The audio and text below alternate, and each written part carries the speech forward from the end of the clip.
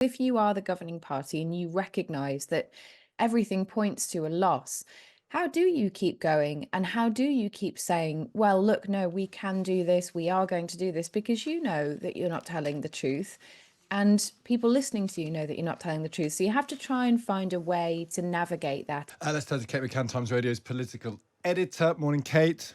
Morning. Really interesting interview, that, and lots of respect. I was trying to gauge the tone of it because it was loyal. He said Rishi Sunak was a decent man and all of that. But there was a slightly, I don't want to use the word hangdog to describe Jacob Rees-Mogg, but a sort of philosophical tone to his voice. The times are against him.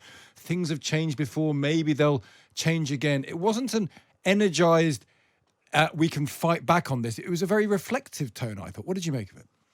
Yeah, I agree. It's a hint of resignation that you get actually from speaking to almost everybody in Westminster at the moment on the Tory side of the House. I mean, you would really struggle to find an MP or a minister in the cabinet or not who would tell you with full kind of belief that they are going to win the next general election. And I think actually that does pose a difficulty, doesn't it? Because if you are the governing party and you recognise that everything points to a loss, how do you keep going and how do you keep saying, well, look, no, we can do this, we are going to do this, because you know that you're not telling the truth and people listening to you know that you're not telling the truth. So you have to try and find a way to navigate that. And it can be quite difficult, actually. But what it also means is when you get into these conversations about, new leaders, about Rishi Sunak's future, about what happens next to the party, it's much more difficult to squash them. And that's what we're seeing from Downing Street this week, because everybody knows that the truth is that the party will probably need a new leader in just a few months' time. He made the point that it's inconceivable for Penny Mordaunt to be crowned before the next election as the only candidate. That's a very specific point he's making there. His point, I think, is the one which I think is the pragmatic one. It's just not going to happen. We talked a lot about this yesterday, Kate, didn't we? That you might think that there's arguments for Rishi Sunak not being the right person, but he is the person, and there's almost no means by which he's not going to be the person before the next election. Yeah, actually, I went away from the breakfast show yesterday, Stig, and I went and had a couple of chats with people in Westminster, a couple of ministers, a couple of senior Tory MPs. And, some of them genuinely believe that you could have a leadership contest with just one contender. But others, when you push them a little bit and you say, well, look, it just wouldn't work out that way. You would have a field of candidates. It would be very difficult to get your party behind just one person. They do then sort of say, well, yeah, no, look, the party's in such a state, it would be very difficult. And that then leads to this sort of very difficult conversation about, well, look, it would take a lot of time. You don't have a lot of time. And that person wouldn't be known by the electorate. So it really wouldn't make a lot of sense to do it before a general election. Now, almost everyone I spoke to sort of ended up agreeing with that in the end, apart from one person who suggested, well, it might be quite good for the electorate not to know anything about our candidate because they know a lot about the current one and they don't like him very much. I think that actually is another thing that's going on in Westminster at the minute that's making this story really interesting, is that there are a lot of MPs who are on the way out. There are a lot of MPs who know they're going to lose their seats, even if they've not said that they are going to leave Westminster.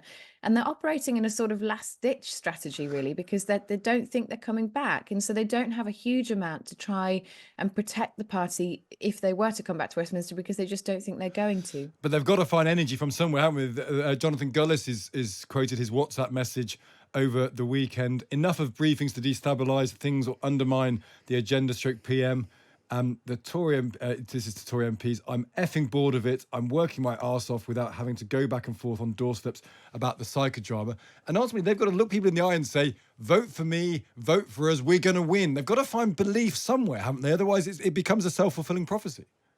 They do, and they're looking for the Prime Minister. They're looking to Rishi Sunak for that. They're looking to him for something to pull them out of this mess. And I think, we were saying last week that many of them realised that just wasn't going to be possible, whether or not the Prime Minister wants to. There just isn't anything that's going to fix it. Even tax cuts haven't made a dent in the polls. But the point that Jonathan Gullis was making is about, all of this talk about leadership plots is just making people think that we are a mess, and it's making it much harder for me.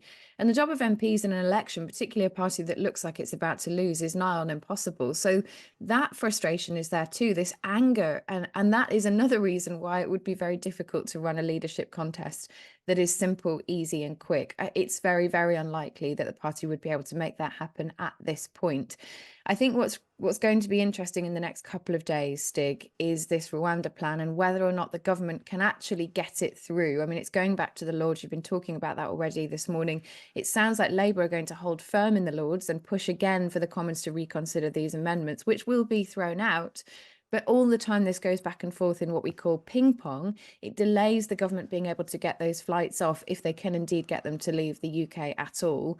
And for Rishi Sunak, the sooner the better in terms of getting this policy off the ground, because for him, that and the economics, which we talked about yesterday, are the most important things going into an election. Great point. And Charlie Faulkner was on, and he said Labour's policy is to just keep pushing it back and back and back, and maybe it pushed back beyond the election. Kate, great to speak to you. That's Kate McCann, Times Radio's political editor.